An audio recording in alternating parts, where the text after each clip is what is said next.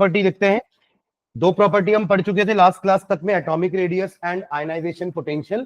Third property लिखते हैं, चलिए स्टार्ट करते हैं। Electron gain enthalpy, electron gain enthalpy, as the word suggest, electron का गेन होने वाला है और उसमें जो एनर्जी इन्वॉल्व है उसको बोल रहे हैं इलेक्ट्रॉन गेन एंथैल्पी। जैसे आयनाइजेशन पोटेंशियल क्या था, वहां इलेक्ट्रॉन का लॉस हो रहा था, सुन रहे हैं क्या?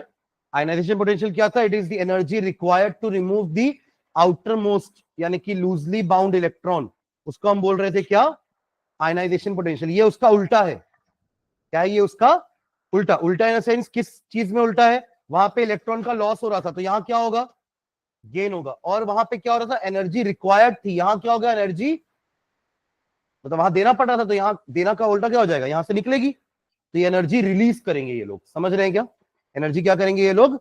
रिलीज करेंगे। बट जिस जो गेन नहीं कर सकता, अगर आप उसको भी गेन करवाओगे तो वहां पे आपको एनर्जी देनी पड़ेगी। जैसे कि नोबल गैस हो गए। जैसे इमेजिन कि अगर आप नोबल गैस को इलेक्ट्रॉन दे रहे हो, वो क्यों लेगा इलेक्ट्रॉन? उसके तो आखिरी शेल को वैसे भी पूरा कंप्लीट है, उसका ऑक्टेट डुप्लेट पैसे पहले से ही हो चुका है, तो it will not be able to gain the electron.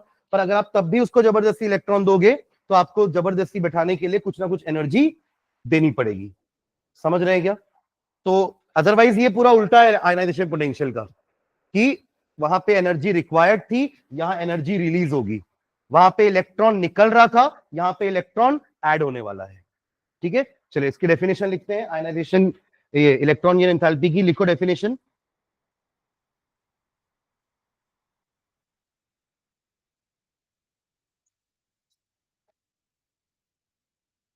हाँ,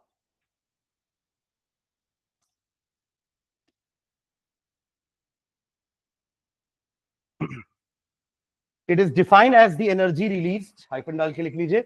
it is defined as the energy released, it is defined as the energy released, it is defined as the energy release. वहां लिखे थे it is defined as the energy required, है ना, released when a neutral isolated gaseous atom, वहां भी ये word use किए थे ना, neutral isolated gaseous atom, when a neutral isolated gaseous atom accepts an electron, accepts, ACCEPTS, accepts an extra electron, लिखना, an extra electron, accepts an extra electron, और electron gain करके क्या बनेगा? जैसे वो इलेक्ट्रॉन लूज करके क्या बन रहे थे? अरे इलेक्ट्रॉन लूज करता है तो क्या हो जाता है? वो कैटायन क्या बन जाते हैं? तो ये क्या बनेंगे? एनायन। तो क्या लिखे? When a neutral isolated gaseous atom accepts an electron, extra electron, to form the gaseous negative ion, to form the gaseous negative ion. Vaishnav यहां जाओ तो, भूल गया था, वहां पीछे भी जा सकते हैं। To form the gaseous negative ion, that is anion, that is anion, that is anion। इसको डिनोट कर रहे हैं डेल EGH से, है ना, डेल EGH। वो था del IH, I for ionization, यहाँ पे EG का मतलब है इलेक्ट्रॉन गेन, है ना। कुछ कुछ बुक्स में इलेक्ट्रॉन एफिनिटी भी लिखा हुआ है ना, इलेक्ट्रॉन एफिनिटी। एफिनिटी का मतलब लाइकिंग होता है, जाहिर सी बात है वो लाइक करेगा तब तो ऐड करने दे रहा है उसको, तो इलेक्ट्रॉन एफिनिटी बोलते हैं। तो हम जो पढ़ रहे हैं ना, उसमें जो वैल्यूज हम पढ़ेंगे, इलेक्ट्रॉन एफिनिटी जस्ट उल्टा हो जाएगा उसका वैल्यू। मतलब अगर किसी की इलेक्ट्रॉन गेन एंथैल्पी में नेगेटिव लिखवाया, सुन रहे हैं, अगर मैंने किसी एलिमेंट की इलेक्ट्रॉन गेन एंथैल्पी नेगेटिव लिखवाई या पॉजिटिव लिखवाई, तो उसकी इलेक्ट्रॉन एफिनिटी जस्ट उल्टी हो जाएगी। मतलब ये बस साइन का डिफरेंस है दोनों में, और कुछ नहीं। ठीक है, ओके, चलिए इसका इसका भी रिप्रेजेंटेशन कैसे करोगे? वहां कैसा किया था रिप्रेजेंटेशन, एक बार देखो। वहां लिखे थे ना एक इक्वेशन, एम जी करके लिखे थे, कि एम आपका, यहां मत लिखना है ना, एम गैसियस था, याद है? इसमें हमने एनर्जी दी थी, डेल IH दिया था, तब जाके ये बना था metal ion, gaseous metal ion, और एक इलेक्ट्रॉन बाहर निकला था। यहां उल्टा होने वाला है, तो आप क्या करोगे? स्टार्ट करना, एक्स जी लिख लेना, है ना, एक्स। एक जनरली हैलोजेंस तो ये करेंगे ही ना, जैसे alkali metal and alkaline earth metal बहुत आसानी से इलेक्ट्रॉन लूज करेंगे, इन द सेम वे ये आसानी से इलेक्ट्रॉन गेन करने वाले हैं, इसलिए एक्स हैलोजन को ले लेते हैं अपन, ठीक है। हाँ, इसमें क्या करोगे आप, यहाँ पे एनर्जी दिए थे तब इलेक्ट्रॉन निकला था, यहाँ इलेक्ट्रॉन दोगे तब एनर्जी निकलेगी, उल्टा, ठीक है। तो इलेक्ट्रॉन ऐड करवा देना, तो आपको क्या मिलेगा यहाँ पे, एक्स माइनस ऑफ जी, पहले कैटायन बन रहा था, अब क्या बन रहा है, एनआयन प्लस, क्या लिखोगे यहाँ पे, वाह, डेल EgH, डेल EgH, ठीक है। या तो आप देखो एक्सोथर्मिक रिएक्शन को लिखने के दो तरीके होते हैं, या तो आप ऐसे प्लस करके लिख दो, और या एक और तरीका क्या होता है, आप यहां पर वैल्यू को लिख रहे हो तो del H is equals to minus del EgH, क्योंकि वैल्यू वो नेगेटिव, क्योंकि जो रिलीज होती है उसको अपन क्या बोलते हैं, नेगेटिव, बाय कन्वेंशन। सुन लो इधर, एंडोथर्मिक एक्सोथर्मिक रिएक्शन पढ़ा है हमने क्लास 10th में, क्या होते थे एंडोथर्मिक रिएक्शन,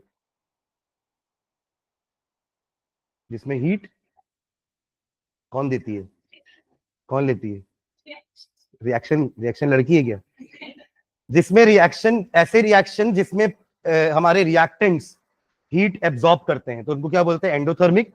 और अगर रिएक्शन के बाद प्रोडक्ट के साथ साथ हीट भी रिलीज हो रही है तो उसको अपन बोलते हैं एक्सोथर्मिक। यानी कि अपन एक्सोथर्मिक को लिखने का तरीका क्या होता है, A plus B gives C plus D plus heat, आप ऐसे लिखो, या आप कॉमा दे करके माइनस में वैल्यू लिख दो, क्योंकि when ever the heat is absorbed उसको पॉजिटिव बोला जाता है, and when it is release उसको नेगेटिव, जस्ट कन्वेंशन है।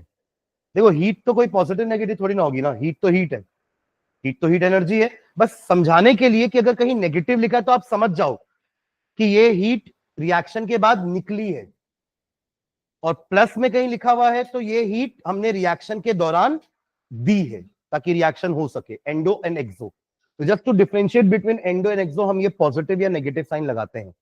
बाकी कोई नेगेटिव हीट कैसे हो सकती है, या तो होगी या तो नहीं होगी, होगी तो वैल्यू कुछ होगी और नहीं होगी तो जीरो होगी, कि कोई हीट लिबरेट नहीं हुई है या कोई हीट हमने दी नहीं है तो जीरो जीरो जूल लिख देंगे। पर अगर कुछ हीट निकली है तो उसको नेगेटिव से शो करेंगे, और कुछ हीट अगर देनी पड़ी है तो उसको पॉजिटिव से। तो इस टाइप के लिए हमें एक साइन कन्वेंशन देना पड़ता है, समझ रहे हैं क्या।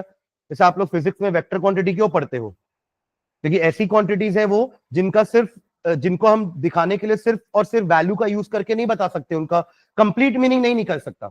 अगर मैं सिर्फ बोल दूं कि ये रिएक्शन है और इतना जूल हीट है, बस इतना ही बोल दूं, तो अब आपको समझ में नहीं आया कि इसने एब्जॉर्ब करी है कि हीट निकली है। तो जस्ट टू एक्सप्लेन दैट हम प्लस या माइनस लगाते हैं। इन द सेम वे हम वहां पर वेक्टर क्वांटिटीज में प्लस या माइनस लगा देना, आप लोग फोर्स निकालते हो, आप डिस्प्लेसमेंट निकालते हो, डिस्प्लेसमेंट नेगेटिव हो जाता है कभी कभार, वेलोसिटी नेगेटिव हो जाती है, तो उसका मतलब क्या होता है, डिस्प्लेसमेंट का नेगेटिव होने का मतलब क्या है, आप माइनस में कैसे जा सकते हो, आप तो चल तो 1 मीटर ही रहे हो ना, बस फर्क इतना है कि आप 1 मीटर इधर ना चल के आप 1 मीटर इधर चले हो, ये बताने के लिए कि आप इधर नहीं खस के हो 1 मिनट, आप 1 मीटर, आप इधर खस के हो 1 मीटर। तो displacement is a vector quantity. In the same way हम यहाँ पे भी केमिस्ट्री में कन्वेंशंस रखते हैं, साइन कन्वेंशंस, कि बताने के लिए कि हमारा जो हीट है वो रिएक्शन में एब्जॉर्ब हो रहा है कि रिएक्शन से वो रिलीज हो रहा है, ठीक है। ओके चलो, तो एक तरीका ये है लिखने का एक्सोथर्मिक को, या तो ये तरीका है। और एंडो के लिए क्या हो जाएगा, या तो आप प्लस हीट यहां लिखो, है ना, या फिर यहां पे माइनस हीट करके लिखो, माइनस डेल IH। आप इस रिएक्शन को वो भी लिख सकते हो, जैसे आप मैथ्स में करते हो ना, इस साइड लेके जाओगे तो प्लस का माइनस हो जाता है, इसको इधर लेके आओगे तो प्लस का यहां माइनस हो जाएगा, तो ये भी तरीका है लिखने का, ठीक है। चलो नेक्स्ट लाइन में लिखना, greater the amount of energy released, greater the amount of energy released, greater the amount of energy released in the above process, greater the amount of energy released in the above process, higher is the electron gain enthalpy of the element, higher is the electron gain enthalpy of the element.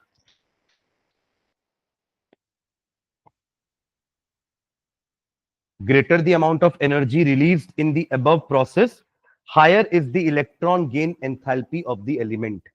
मतलब जितना आसानी से वो बैठेगा उतनी ज्यादा energy release कर देगा वो, सुन रहे हैं, क्योंकि इलेक्ट्रॉन जब बाहर है ना तो उसके पास बहुत एनर्जी है, फ्री है ना वो, पर जैसे ही वो आकर के इलेक्ट्रॉन किसी ऑर्बिट में बैठा, किसी क्या आखिरी ऑर्बिट में बैठेगा, जब निकल भी वहीं से रहा था तो बैठेगा भी वहीं पर, क्योंकि उसके लिए सबसे पहले अप्रोच तो वही होगी ना, सबसे पहले वो कहां बैठेगा, आउटर मोस्ट में ही। निकल भी वहीं से रहा था, बैठेगा भी वहीं पर। तो अगर वो बहुत आसानी से बैठ रहा है मतलब उसकी बहुत कम एनर्जी यूज हुई है बैठने में, हाँ है ना। अगर आप इजीली बैठ पा रहे हो मतलब आपने कम एनर्जी यूज करिए, यूटिलाइज करिए बैठने के लिए, तो उससे क्या होगा, ज्यादा से ज्यादा एनर्जी आप रिलीज कर दोगे। जैसे इमेजिन अगर कोई इलेक्ट्रॉन बाहर है, उसकी एनर्जी 500 जूल है फॉर एग्जांपल, उसको बैठने के लिए मान लो सिर्फ 4-5 जूल लगा है बस, तो बाकी 496 जूल का वो क्या करेगा, रिलीज कर देगा। समझ रहे, यही है वो एनर्जी जो बाहर निकल रही है रिएक्शन से, -496 जूल। माइनस में डिनोट करेंगे बिकॉज ये रिलीज हो रही है, एब्जॉर्ब हो रही होती तो प्लस बोलते हैं। Am I clear? ठीक है, चलिए तो नीचे एक लाइन और लिखना। The electron gain enthalpy of an element, the electron gain enthalpy of an element, the electron gain enthalpy of an element is a measure of strength, is a measure of strength, is a measure of strength with which an electron is bound to it, is a measure of strength with which an electron is bound to it. जितनी ज्यादा energy वो release करेगा ना, उतना strongly वो bounded है अपने nucleus से बैठने के बाद। ठीक है, और ये भी एनर्जी है तो इसका यूनिट भी वही होगा जो हमने आयनाइजेशन पोटेंशियल के लिए लिखा था, that is kilo joule per मोल या जूल पर मोल या कैलोरी। तो लिख लो यूनिट, नेक्स्ट टाइम में यूनिट हाइफन डाल के लिख लो, किलो जूल पर मोल या जूल पर मोल। इलेक्ट्रॉन वोल्ट भी तो होता है ना यूनिट जूल, ये एनर्जी का मैंने पढ़ा था ना इसके पहले वाले चैप्टर में, स्ट्रक्चर ऑफ एटम में इलेक्ट्रॉन वोल्ट भी यूज कर रहे थे अपन एनर्जी के लिए। 1 इलेक्ट्रॉन वोल्ट का मतलब क्या था, 1.6 इंटू 10⁻⁻19 जूल। तो इलेक्ट्रॉन वोल्ट भी हो सकता है ना जूल में, हम क्योंकि कन्वर्ट कर सकते हैं उसको। तो इलेक्ट्रॉन वोल्ट इज आल्सो जो unit of energy, joule kilo joule तो है ही, इसके अलावा कैलोरी भी है, 1 calorie is equals to 4.2 joule. ये भी रिलेशनशिप कैलोरी और जूल का है, कहीं ऊपर लिख लो मार्जिन मार्जिन में, ये तो हम लिखे हुए हैं पहले भी पिछले चैप्टर में। ठीक है, बढ़े आगे।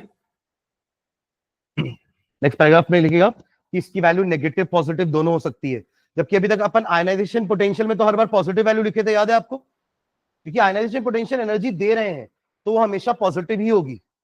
ठीक है, बट यहां नेगेटिव पॉजिटिव दोनों हो सकती है। नेगेटिव तब होगी जब बहुत आसानी से बैठ गया इलेक्ट्रॉन, बहुत आसानी से बैठ गया तो वो अपनी बाकी एनर्जी रिलीज करके बैठेगा। पर अगर आपने कहीं इलेक्ट्रॉन को जबरदस्ती बैठाया तो आपको एनर्जी देनी पड़ेगी, देनी पड़ेगी मतलब पॉजिटिव, निकल रही है मतलब नेगेटिव।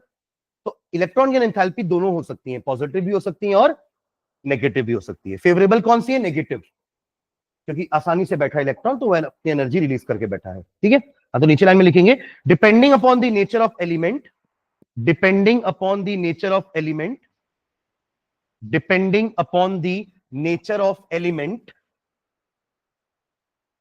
मतलब मेटल हो गया, नोबल गैसेस हो गए, इनमें इलेक्ट्रॉन आसानी से ऐड नहीं होने वाले, सुन रहे हैं, तो इनका इलेक्ट्रॉन गेन एंथैल्पी पॉजिटिव होने वाला है। इनका इलेक्ट्रॉन गेन एंथैल्पी क्या होगा, पॉजिटिव। हाँ, तो depending upon the nature of element, the process of adding an electron, the process of adding an electron, the process of adding an electron can be either exothermic और endothermic, can be either exothermic or endothermic.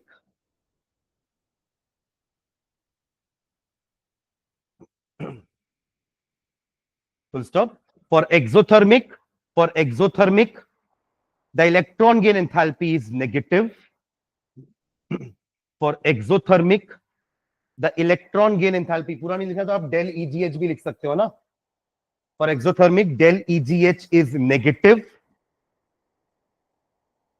Whereas for endothermic process, del EGH is positive. del EGH, H मतलब enthalpy होता है, सुन रहे हैं क्या, H stands for enthalpy. ये हम thermodynamics पढ़ेंगे तो और देखेंगे कि वहां पे भी H यूज हो रहा है वहां पर, तो H मतलब एंथैल्पी होता है। हाँ, तो del EGH is positive. For example noble gases लिखो, for example noble gases have large noble gases have large positive electron gain enthalpies, large positive del EGH. Noble gases समझ गए ना, नोबल गैसेस इनर्ट गैसेस, सबका duplet octet complete है, उनको electron की जरूरत ही नहीं है, पर आप जबरदस्ती बैठा रहे हो, ठीक है। तो they have large positive del EGH, whereas for halogens इनको एक इलेक्ट्रॉन चाहिए, सुन रहे, ये एकदम पास में है अपने नोबल गैस के, एकदम नियरेस्ट है नोबल गैस के, तो एक इलेक्ट्रॉन ये बहुत जल्दी बैठा करके नोबल गैस की कॉन्फ़िगरेशन अटेन करेंगे, तो इनकी बहुत हाईली नेगेटिव हो जाएगी। whereas for halogens del EGH is highly negative, for halogens del EGH is highly negative, del EGH is highly negative, ठीक है। आपको सक्सेसिव आयनाइजेशन पोटेंशियल याद है, del IH1 del IH2 del IH3, कैसा क्या किए थे अपन, ऐसा बोल रहे थे कि ये बोल रहे थे, ऊपर वाला कि नीचे वाला, नीचे वाला सक्सेसिव आयनाइजेशन बढ़ते जाएगी क्योंकि न्यूक्लियर चार्ज जो है आपका वो बढ़ता जा रहा है, ठीक है, तो आपको और ज्यादा एनर्जी देनी पड़ेगी इलेक्ट्रॉन को निकालने के लिए। Am I clear? पहले आपके प्रोटॉन तो उतने ही होते ना, प्रोटॉन तो कभी चेंज नहीं होते, पर आप एक एक करके इलेक्ट्रॉन निकालते जा रहे हो, तो पहले वो प्रोटॉन 4 इलेक्ट्रॉन को खींच रहा था, आपने एक निकाल दिया तो अब उसको 3 को ही खींचना है, तो ज्यादा जोर से खींचेगा वो तीनों को, फिर आपने एक और निकाल दिया तो अब 2 को ही खींचना है उसको, प्रोटॉन तो अंदर खींचने वाले तो उतने ही है, पर जिनको खींच रहे हैं वो कम होते जा रहे हैं एक एक करके, तो उनका जो खिंचाव है वो बढ़ता जाएगा, और खिंचाव बढ़ता जा रहा है तो आपको ज्यादा एनर्जी देनी पड़ेगी अब निकालने के लिए, मतलब पहला इलेक्ट्रॉन सबसे आसानी से निकलता है, उसके बाद की आयनाइजेशन पोटेंशियल बढ़ती है। एक न्यूमेरिकल भी तो किए थे लास्ट क्लास में अपन, मैंने यहाँ पे एक टेबल बनाई थी, डेटा दिया था आपको, जहां पे अपन ने डेल IH1 और H2 की वैल्यू लिखी थी, और हर में आपने देखा था कि कोई सा भी एलिमेंट हो, वो मेटल हो, वो नॉन मेटल हो, वो नोबल गैस हो, कोई सा भी हो, उनकी डेल IH2 की वैल्यू डेल IH1 से ज्यादा ही होगी एवरी टाइम, ठीक है। तो जैसे वहां पे सक्सेसिव आयनाइजेशन पोटेंशियल था, यहां क्या होगा, सक्सेसिव इलेक्ट्रॉन गेन एंथैल्पी। अरे आप एक ही इलेक्ट्रॉन थोड़ा बैठाते हो, कई को 2 इलेक्ट्रॉन बैठाते हैं, कई में 3 इलेक्ट्रॉन बैठाते हैं। अब देखिए सल्फाइड और ऑक्साइड क्या होते हैं, O2 नेगेटिव, तो O2 नेगेटिव में क्या हुआ, पहले आपने एक इलेक्ट्रॉन बैठाया तो एनर्जी कुछ रिलीज हुई होगी ना, रिलीज, ये रहा ऑक्सीजन, आपने उसको इलेक्ट्रॉन दिया तो O नेगेटिव बना वो, और कुछ एनर्जी वो रिलीज करेगा, some negative value will be there, ठीक है। अब आप लोगों को जो दूसरा इलेक्ट्रॉन बैठाना है वो किसमें बैठाना है, एक एन आयन में बैठाना है, तो ये इलेक्ट्रॉन को क्या करेगा, अब रिपेल करेगा, नहीं आने देगा। अब जैसे वो आसानी से निकलने नहीं दे रहा था ना कैटायन, वैसे ये आसानी से बैठने नहीं देगा, तो अब आपको इलेक्ट्रॉन गेन करवाने के लिए एनर्जी देनी पड़ेगी, तो इसकी इलेक्ट्रॉन गेन एंथैल्पी क्या हो जाएगी, पॉजिटिव। डेल EGH में भी सक्सेसिव हम लिखेंगे, बट उसमें फर्स्ट वाली नेगेटिव हो सकता है, सेकंड वाली पॉजिटिव हो जाए, ठीक है। तो नीचे लाइन में लिखना,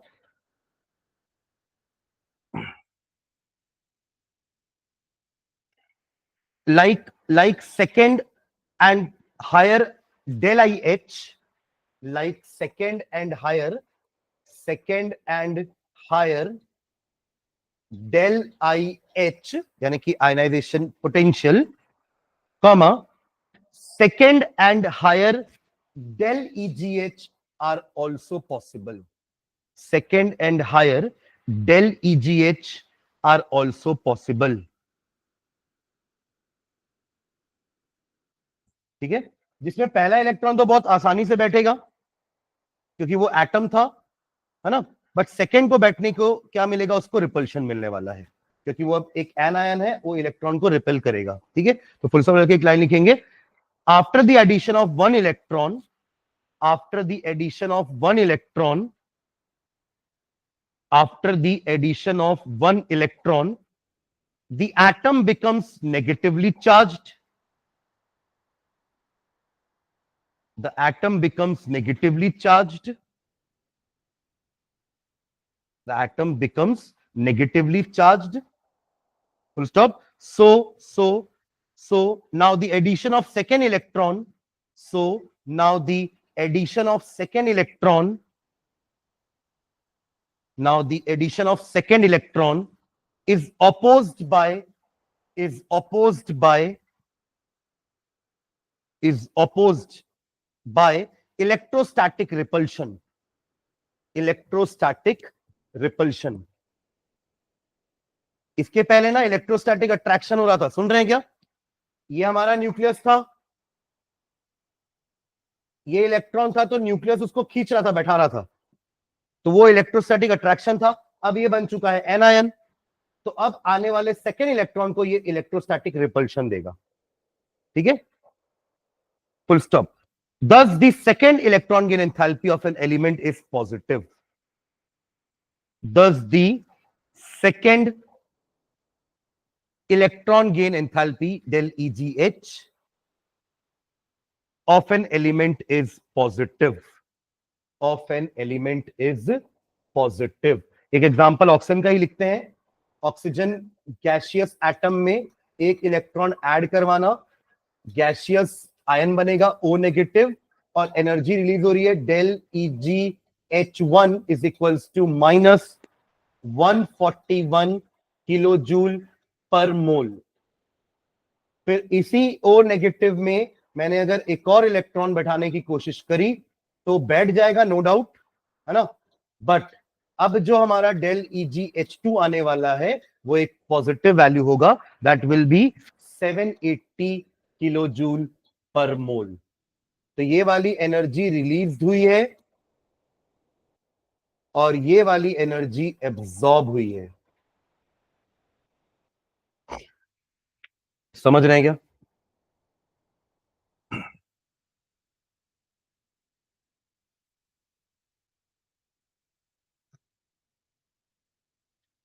डन। तो यहां हम इंक्रीज डिक्रीज नहीं बोलेंगे, अभी तक अपन जो दोनों प्रॉपर्टी पढ़े वहां अपन इंक्रीज डिक्रीज बोलते थे ना, across the period, down the group. कि down the group atomic radius बढ़ रहा है, across the period atomic radius कम हो रहा था।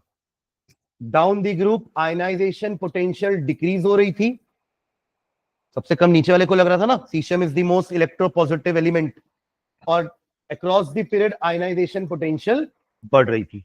पर यहां अपन पॉजिटिव नेगेटिव बोलेंगे कि अगर आप इधर से लेफ्ट टू राइट जाओगे तो electron gain enthalpy becomes more and more negative.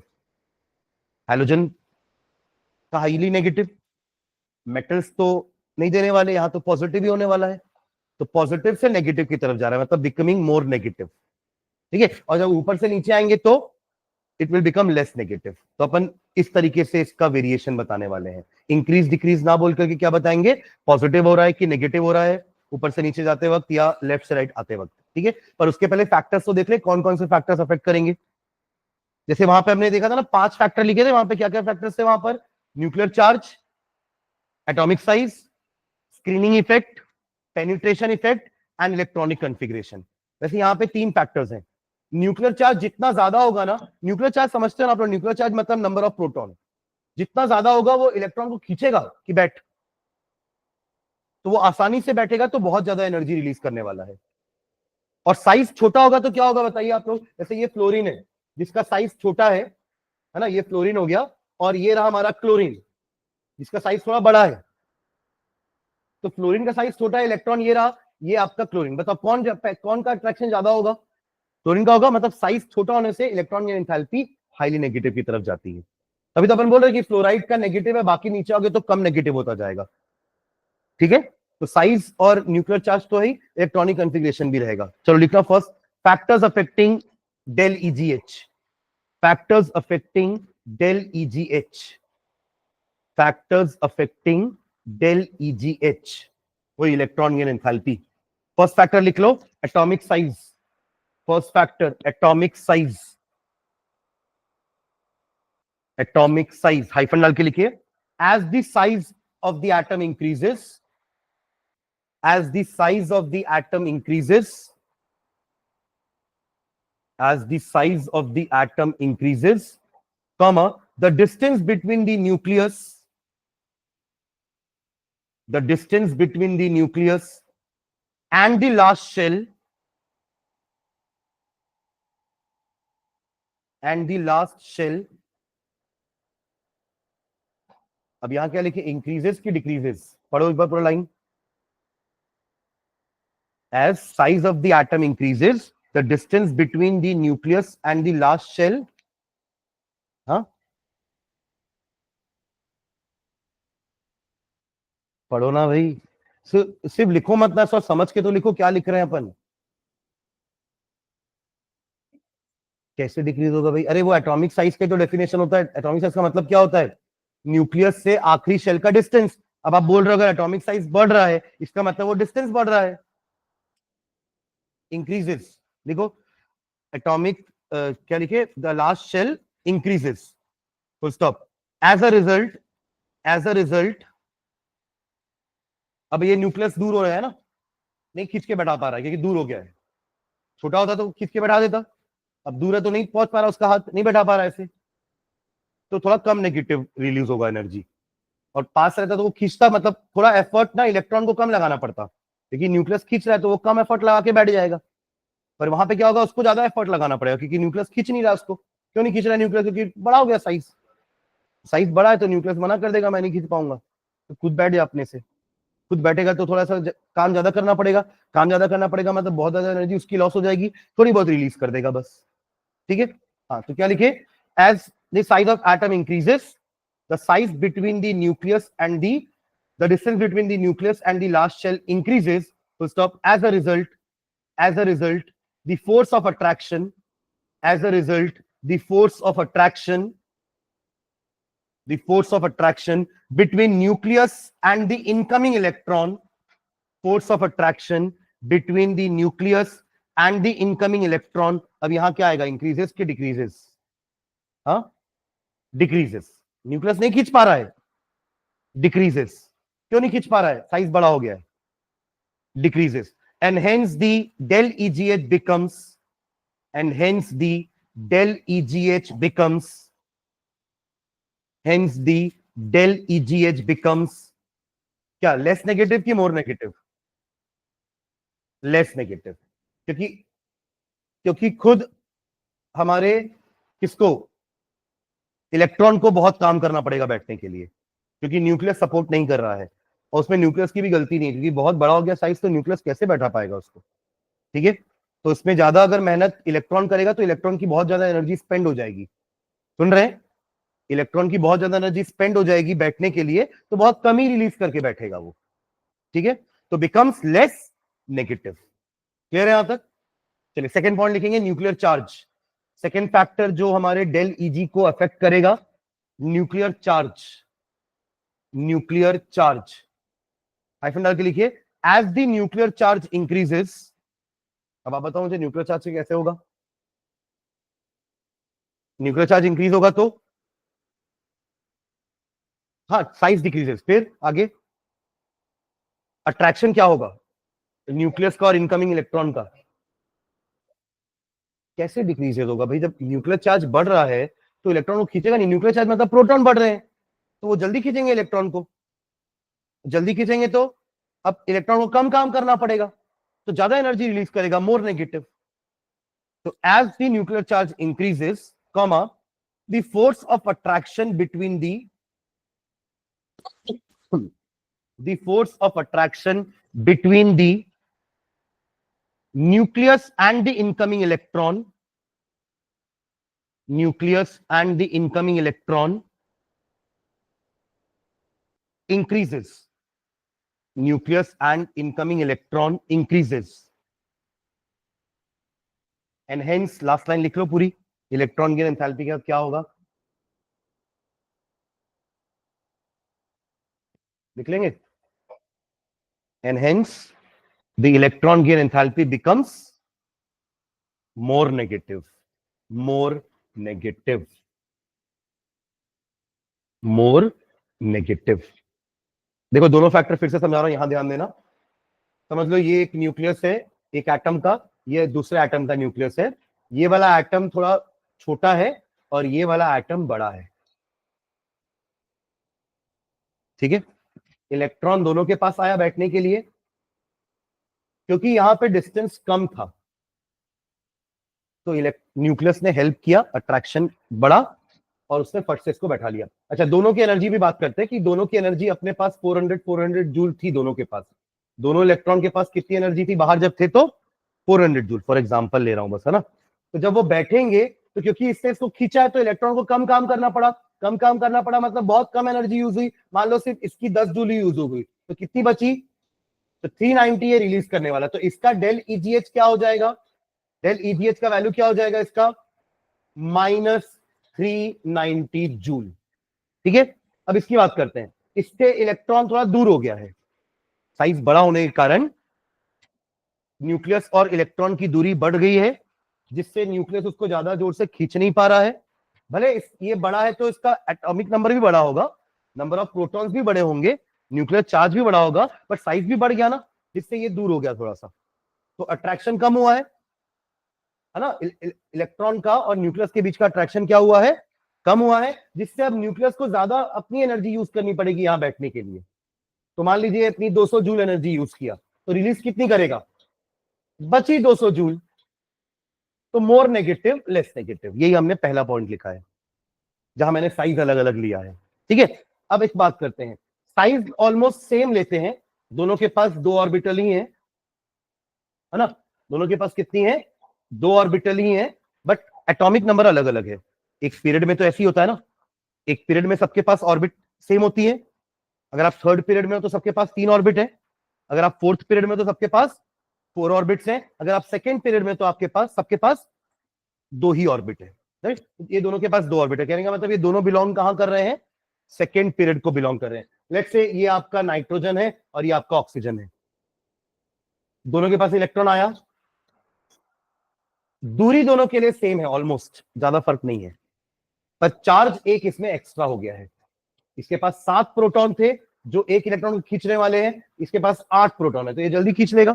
Again इसको कम एनर्जी यूज करनी पड़ेगी, तो मोर नेगेटिव, इसको ज्यादा एनर्जी यूज करनी पड़ेगी अपनी, तो ये लेस नेगेटिव। नेगेटिव दोनों का होगा, but less negative and more negative किस पे डिपेंड कर रहा है, चार्ज के ऊपर। यहां किस पे डिपेंड कर रहा है, साइज के ऊपर। साइज के ऊपर होने के, साइज के कारण ये डिस्टेंस बढ़ रहा है, जिससे अट्रैक्शन कम हो रहा है।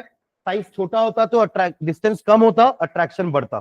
चार्ज ज्यादा है अगर न्यूक्लियस के पास तो अट्रैक्शन बढ़ेगा, चार्ज कम है तो अट्रैक्शन कम होगा, समझ रहे ना। और अगर अट्रैक्शन ज्यादा है तो आसानी से बैठेगा, आसानी से बैठा तो मतलब अपनी कम एनर्जी यूज किया, अपनी कम एनर्जी यूज करेगा तो मतलब ज्यादा रिलीज करेगा, मोर नेगेटिव। ठीक है, थर्ड थर्ड फैक्टर लिखिए, इलेक्ट्रॉनिक कन्फिग्रेशन। जैसे वहां था इलेक्ट्रॉनिक कन्फिग्रेशन, यहां भी होगा electronic configuration.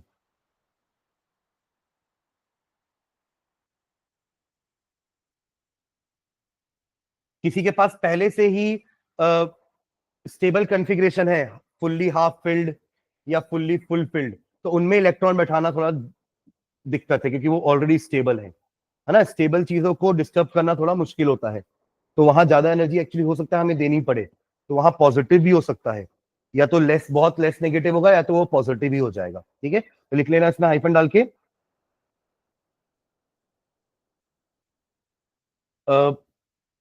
For a stable electronic configuration, for a stable electronic configuration, for a stable electronic configuration, comma, energy has to be supplied to add an electron. Energy has to be supplied, energy has to be supplied to add an electron, to add an electron. Energy has to be supplied to add an electron. तो इनका फिर del ईजीएच क्या होगा, positive की negative, positive. आप supply कर रहे हो एनर्जी, एब्सॉर्ब करेगा वो, therefore their del EGH have large positive values, therefore their del EGH will have large positive values, their del EGH will have large positive values। ठीक है, ये वो स्टेबल है ना, उनको डिस्टर्ब नहीं होना है, और तब भी आप करोगे तो वो अपने से तो नहीं लेने वाला इलेक्ट्रॉन, तो आपको ही बैठाना पड़ेगा, आपको ही एनर्जी देनी पड़ेगी। ठीक है, तो इसलिए पॉजिटिव। ठीक, चलो इनका वेरिएशन लिखते हैं लास्ट।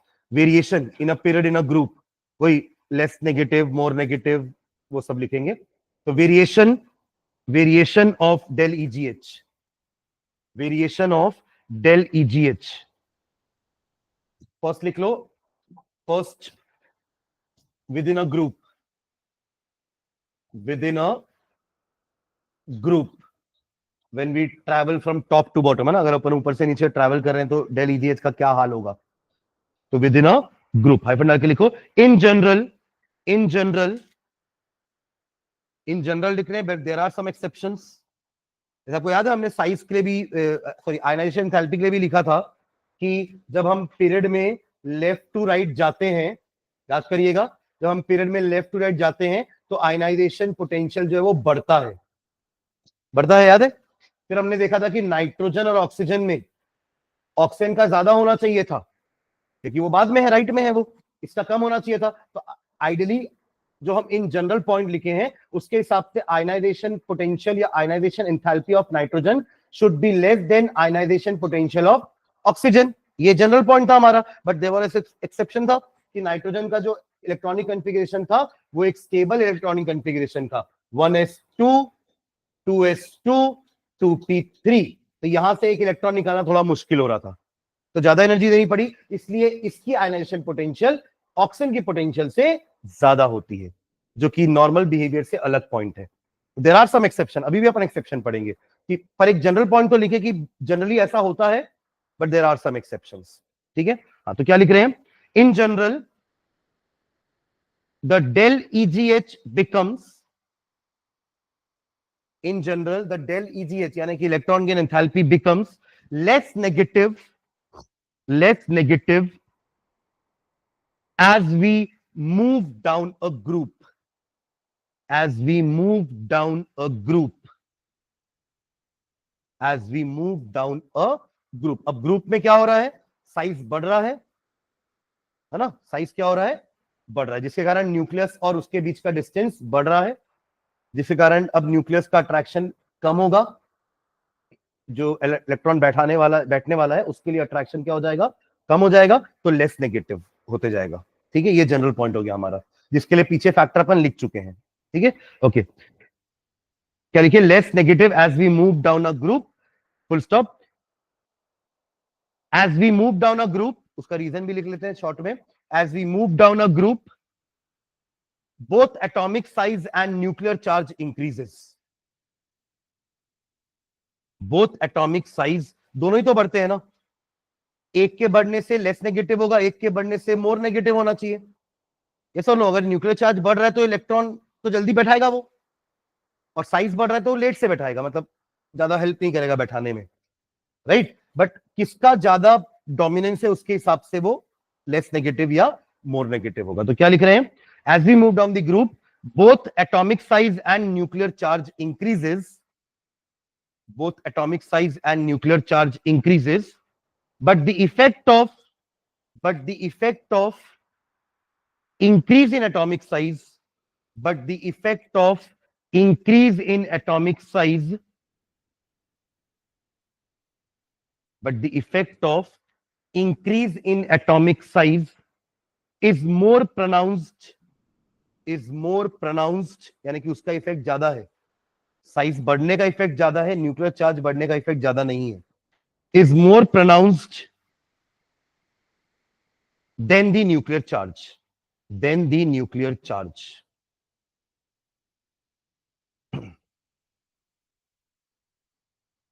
ठीक है, इसी में ही नीचे एक पॉइंट और लिखना, del EGH of some of the elements of second period, del EGH of some of the elements of second period, some of the elements of second period, that is oxygen O and F fluorine, are less negative than the corresponding, are less negative than the corresponding, are less negative than the corresponding elements of third period, corresponding elements of third period, corresponding elements of third period। देखो हमने अभी क्या लिखा उसको समझना है, यहां पर 16th group and 17th group का एग्जांपल ले रहे हैं हम, क्योंकि हमने ऑक्सीजन बोला है और क्या बोला है, फ्लोरीन बोला है। और इसके नीचे क्या आता है हमारा सल्फर, और इसके नीचे क्या आता है क्लोरीन। अभी जो हमने पॉइंट लिखा उसके हिसाब से ऑक्सीजन का इलेक्ट्रॉन गेन एंथैल्पी ज्यादा नेगेटिव होना चाहिए, फिर जैसे जैसे अपन ऊपर से नीचे आ रहे हैं इट बिकम्स लेस नेगेटिव, ऐसा होना चाहिए। बट इन दोनों में ऐसा नहीं है, भले इसके बाद वो लेस नेगेटिव होता जाएगा। तो मैं ये दोनों ग्रुप का वैल्यूज भी लिख रहा हूं, आप समझना, याद नहीं करना अपन को वैल्यूज, बट वो ट्रेंड समझाने के लिए मैं वैल्यू लिख रहा हूं। तो O है, उसके नीचे S है ना, उसके नीचे एक Fe नाम का भी एक एलिमेंट है, क्लोरीन के नीचे क्या आता है ब्रोमीन। ठीक है, तो इनकी वैल्यूज देखना ध्यान से। O की वैल्यू है हमारी -141, ये अपन पीछे भी लिखे थे ना -141, first electron gain enthalpy, second तो पॉजिटिव हो गई थी है ना, तो -141, तो कायदे से इसको कम नेगेटिव होना चाहिए था, यानी कि -141 है तो ये -130 हो सकता था, 120 हो सकता था, बट ये है आपका -200 सल्फर का। उसके बाद ये लेस नेगेटिव होना चालू होगा, तो Fe का है -195, अब सही जाएगा इसके नीचे। बट यहां पे ऐसा प्रॉब्लम है सेकेंड पीरियड में और करस्पॉन्डिंग थर्ड पीरियड में। सेम यहां पे भी फ्लोरीन का है, फ्लोरीन की वैल्यू है -328, तो अब इसका आपको कम लगना चाहिए कि -290 होना चाहिए या और कम होना चाहिए, बट ये इसकी वैल्यू थोड़ी सी बढ़ के हो जाती है -349। उसके बाद वो नेगेटिव कम होने लगेगी -325, बाकी फिर ट्रेंड सही चलेगा। सुन रहे ना, बस हमने सेकेंड और थर्ड पीरियड के लिए ऐसा लिखा है। अब पढ़ो वापस से पॉइंट जो आपने लिखा है अभी, कि द इलेक्ट्रॉन गेन एंथैल्पी यानी कि the del EGH value of some of the elements of second period, ये सेकेंड पीरियड के एलिमेंट है ना, फर्स्ट मत बोल देना, फर्स्ट में तो दो ही है हमारे, हाइड्रोजन एंड हीलियम, ये सब सेकंड के पार्ट है हमारे। तो the second period that is O and F have they are less negative, है ना, ऐसा लिखा है वहां पे, they are less negative than the corresponding element यानी कि sulphur and chlorine of the third period. आपको समझ में आ गया? तो ये एक एक्सेप्शन हो गया ना, वरना इसके हिसाब से तो -141 था, तो उसके बाद अगला और कम होकर के लेट्स से -120 होना चाहिए था, नीचे और कम करके -110 होना चाहिए था, ऐसे और लेस नेगेटिव होना चाहिए था उसको, जो हम लाइन लिखी है उसके हिसाब से। आपने ऊपर क्या लाइन लिखी है कि as we move down the group electron gain enthalpy becomes less negative, but ये एक्सेप्शन आ गया हमारे पास। ठीक है, तो अब इसका रीजन लिखना, ये क्वेश्चन आता है एग्जाम में, है ना, एक्सेप्शन से ही क्वेश्चन ज्यादा आते हैं कि ऐसा क्यों हो रहा है। अभी जैसे मैंने अपन ये वाला भी देखे थे, ये क्वेश्चन आ सकता है कि why ionization enthalpy of nitrogen is greater than ionization enthalpy of oxygen, जबकि हम तो बोल रहे हैं कि पीरियड में left to right ionization enthalpy increase होती है, तो कायदे से तो ऑक्सीजन की आयनाइजेशन एंथैल्पी ज्यादा होनी चाहिए थी, नाइट्रोजन की कम होनी चाहिए थी, बट ऐसा क्यों हो रहा है? तो आप रीजन लिखोगे because of electronic configuration, because of electronic configuration, nitrogen की इलेक्ट्रॉनिक कन्फिग्रेशन स्टेबल है, it is half filled, all the orbitals are half filled, तो उसको और ज्यादा एनर्जी देना पड़ेगा उसके स्टेबल कॉन्फ़िगरेशन को डिस्टर्ब करने के लिए। ठीक है, चलिए, तो इसका रीजन लिखते हैं अपन, नीचे लिखो, this unexpected behaviour, this unexpected behaviour, this unexpected behaviour is due to the fact that is due to the fact that is due to the fact that elements of second period have smallest atomic size, elements of second period, elements of second period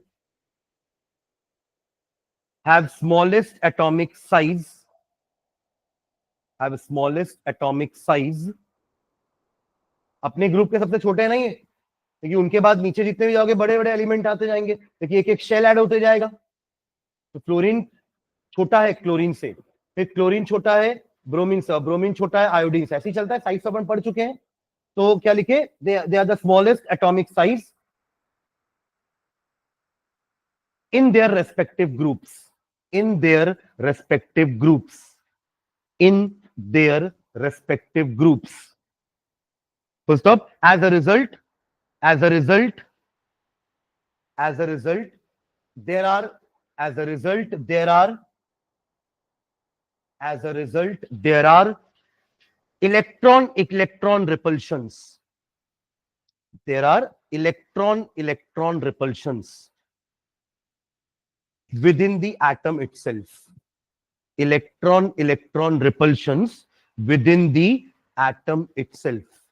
मतलब जो electron आ रहा है उसको भी repulsion feel हो सकता है already existing electron से। अगर साइज छोटा होगा तो सब आसपास ही रहेंगे ना सारे इलेक्ट्रॉन। सोचिए ना, ये साइज है आपके एटम का और ये इलेक्ट्रॉन ऐड हो रहा है, तो बाकी सारे इलेक्ट्रॉन इसी जगह कंसंट्रेटेड है, छोटा एटम है क्योंकि, तो वो इसको रिपेल भी करेंगे थोड़ा बहुत। सिर्फ न्यूक्लियस का अट्रैक्टिव फोर्स थोड़ी ना है, इलेक्ट्रॉन का रिपल्सिव फोर्स भी तो है वहां पर। तो वो ज्यादा प्रोनाउंस कब हो जाएगा, जब एटम छोटा होगा। एटम बड़ा होगा तो ज्यादा इलेक्ट्रॉन सब स्प्रेडेड रहेंगे, तो ज्यादा अट्रैक्ट नहीं करेंगे आने, सॉरी ज्यादा रिपेल नहीं करेंगे आने वाले इलेक्ट्रॉन को। पर एकदम छोटा एटम है तो इलेक्ट्रॉन ज्यादा कंसंट्रेटेड है एक ही जगह पर, साइज छोटा है ना, तो उतनी जगह पे सारे इलेक्ट्रॉन है उसके, तो उसके कारण वो रिपल्शन ज्यादा होगा। पर वही अगर इसका साइज थोड़ा बड़ा होता तो आने वाले इलेक्ट्रॉन को ज्यादा रिपल्शन फील नहीं होता जितना इसको हो रहा है। ठीक है, तो there are electron electron repulsions within the atom itself, and hence the additional electron and hence the additional electron and hence the additional electron and hence the additional electron is not accepted with the same ease, is not accepted with the same ease, ease मतलब easiness, उतना आसानी से accept नहीं होगा जितना नीचे वाले कर पा रहे होंगे, क्योंकि उनका साइज बड़ा है, इलेक्ट्रॉन इलेक्ट्रॉन रिपल्शन उनमें भी है बट इससे तो कम है। ठीक है, with the same is, sorry as with the same is, as is the case with, as is the case with, as is the case with remaining elements, as is the case with remaining elements, as is the case with remaining elements in the same group, in the same group, in the same group। तो उस हिसाब से अगर fluorine का electron gain negativity सबसे highest negative नहीं है तो फिर किसका होना चाहिए, क्लोरीन का।